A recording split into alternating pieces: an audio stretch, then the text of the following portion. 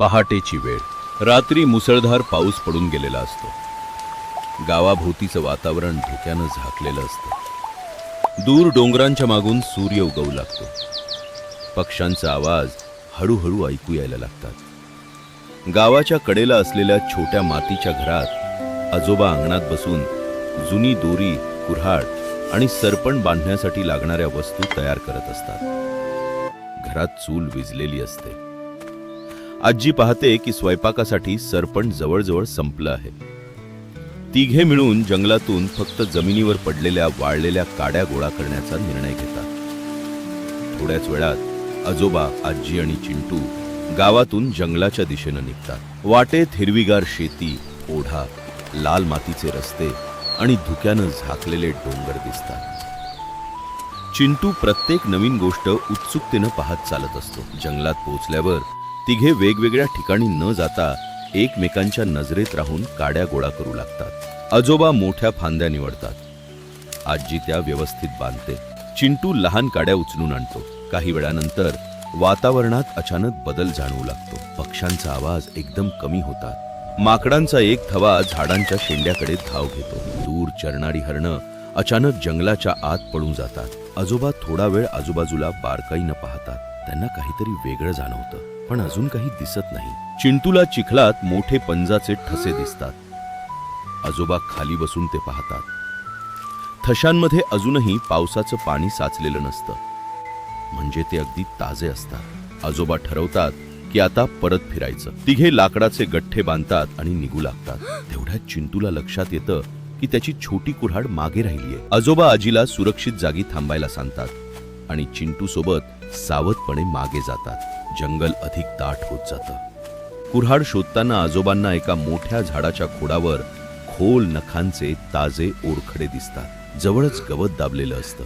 हवेत एक वेगळाच गंध पसरलेला असतो. अचानक समोरच्या दाट झुडपामागे काहीतरी हलतं. चिंटू जागेवरच थबकतो. आजोबा त्याला आपल्या मागे घेतात. झुडपं पुन्हा हलतात आणि हळूहळू त्यातून एक भला मोठा बंगाल वाघ बाहेर येतो. तो धावत नाही, तो गर्जना करत नाही. तो फक्त काही अंतरावर उभा राहून आजोबा आणि चिंटूकडे शांतपणे पाहत राहतो. त्याची नजर सतत आजोबा आणि चिंटूकडे असते. जंगलात इतकी शांतता पसरते की पान गळण्याचाही आवाज स्पष्ट ऐकू येतो. आजोबा घाबरत नाही. वाघ हवेतला वास घेतो. तो 2 ते 3 पावलं पुढे येतो, पण तरीही हल्ला करत नाही. तेवढ्यात दूर उभी असलेली आजी आजोबा आणि चिंटू दिसत नसल्यामुळे काळजीत पडते. ती त्यांना शोधण्यासाठी 2 ते 3 पावलं पुढे येते, पण आजोबांनी आधी सांगितलेली खबरदारी आठवून तिथेच थांबते. अचानक जंगलाच्या आतून रानडुकरांचा एक कळप वेगाने पळत बाहेर येतो. त्यांचा आवाज संपूर्ण जंगलात घुमतो. वाघाचं लक्ष क्षणभर आजोबा आणि चिंटूकडून हटतं. आजोबा हीच संधी ओळखतात. ते चिंटूला हळूहळू मागे सरकायला सांगतात. दोघेही पाठमोरे न फिरता सावकाश मागे जातात. पण चिंटूचा पाय ओल्या मुळावर घसरतो. तो खाली पडतो. आवाज होताच वाघ पुन्हा त्यांच्याकडे पाहतो. क्षणभर सगळं थांबतं. वाघ काही क्षण त्यांच्याकडे पाहत राहतो. मग तो अचानक हवेतला वास घेत दुसऱ्या दिशेला वळतो. दूर जंगलातून सांबराच्या हंबरड्याचा आवाज येतो. वाघाचं पूर्ण लक्ष त्या दिशेला जातं. तो हळूहळू झुडपांमध्ये अदृश्य होतो. आजोबा एक खोल श्वास घेतात, पण त्यांना माहीत असतं धोका अजून संपलेला नसतो. ते पटकन आजीकडे परत येतात.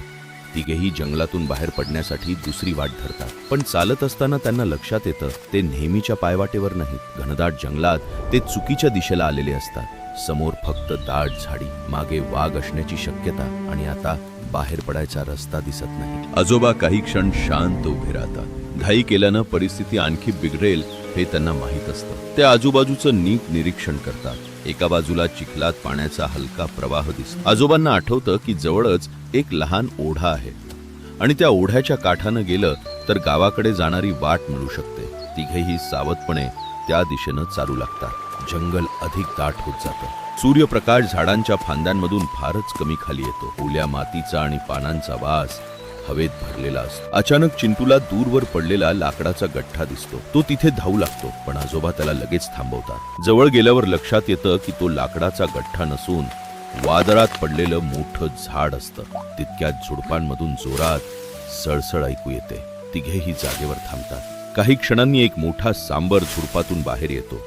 आणि घाईघाईनं दुसऱ्या दिशेनं पळून जातो. आजोबा थोडा सुटकेचा श्वास घेतात, पण त्यांची सावधगिरी कमी होत नाही. ते पुढे चालत राहतात. थोड्याच वेळात त्यांना छोटा ओढा दिसतो. पावसामुळे पाणी वेगानं वाहत असतं. आजोबा आधी स्वतः दगडावर पाऊल ठेवतात, मग चिंटूचा हात धरून त्याला सावकाश पुढे नेतात. आजीही काळजीपूर्वक ओढा पार करते. ओढा पार होताच त्यांना चिखलात पुन्हा ताजे पंजाचे ठसे दिसतात. यावेळी ते ओढ्याच्या दुसऱ्या बाजूला जाताना दिसत असतात. आजोबा समजून जातात की वाघ काही वेळापूर्वी इथून गेला आहे. जंगल आता विरळ व्हायला लागतं. दूरवरून कुऱ्हाडीचा आवाज ऐकू येतो. आजोबांच्या चेहऱ्यावर आशेची एक झलक दिसते. कदाचित जवळपास वनरक्षक किंवा लाकूड तोडीची अधिकृत टीम असू शकते. ते त्या आवाजाच्या दिशेनं चालू लागतात. पण अचानक त्यांना पुढे मोठ्या चिखलात ताजे विशाल पंजाचे ठसे पुन्हा दिसतात. यावेळी ठशांची दिशा सरळ त्यांच्याच दिशेनं येत असते. तिघेही थपकून उभे राहतात. आजोबा चिखलातील पंजाचे ठसे नीट पाहतात. काही क्षण निरीक्षण केल्यानंतर त्यांच्या लक्षात येतं की हे ठसे त्यांच्या दिशेने आले असले तरी वाघ आता तिथे नाही. ते चिंटू आणि आजीला शांत राहायला सांगतात. तिघही हळूहळू पुढे चालू लागतात. थोड्याच अंतरावर त्यांना एक उंच खडक दिसतो. आजोबा त्यावर चढून आजूबाजूला पाहतात. दूरवरून धुराची एक बारीक रेघ वर जाताना दिसते. आजोबांना लगेच समजतं की तिकडे माणसं असण्याची शक्यता आहे. ते त्या दिशेने निघतात. अचानक काही क्षणांनी तोच बंगाल वाघ पुन्हा समोर येतो.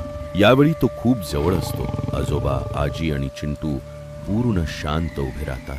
वाघ काही क्षण त्यांच्याकडे पाहत राहतो. मग तो हळूहळू बाजूला वळतो आणि त्याच वेळी झुडपातून 2 लहान वाघाची पिल्लं बाहेर येतात. आजोबांना सगळं समजतं. वाघ हल्ला करण्यासाठी थांबला नव्हता. तो आपल्या पिल्लांचं रक्षण करत होता. तिघेही शांतपणे मागे सरकतात. वाघ आपल्या पिल्लांसह जंगलाच्या आत निघून जातो. काही वेळाने दूरवरून लोकांचे आवाज ऐकू येतात. आजोबा त्यांना हाक मारतात. वनरक्षक तिघांना सुरक्षितपणे जंगलाबाहेर घेऊन जातात. गावात परतल्यावर सगळे सुटकेचा श्वास घेतात. त्या दिवसानंतर चिंटूला एक मोठा धडा मिळतो. जंगल हे माणसाचं नाही तर वन्य प्राण्यांचं घर आहे. प्राण्यांवर प्रेम करणं म्हणजे त्यांच्या जवळ जाणं नाही, तर त्यांच्या जागेचा आणि त्यांच्या आयुष्याचा आदर करणं.